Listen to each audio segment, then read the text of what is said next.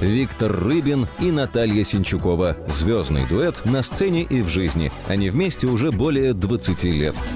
Но тебя просто невозможно, нельзя терять, чтобы жить и опять плакать и смеяться.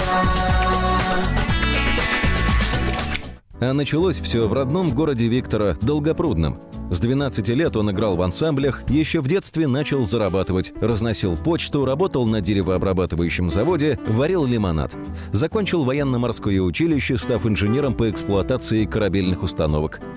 Был одним из создателей группы «Дюна», ее барабанщиком и администратором. С 1988 года «Дюна» вместе с Московской областной филармонией отправляется в первые гастроли по России. А уже в 90-м году группа настолько популярна, что в одиночку собирает концертный зал «Олимпийский» в Москве.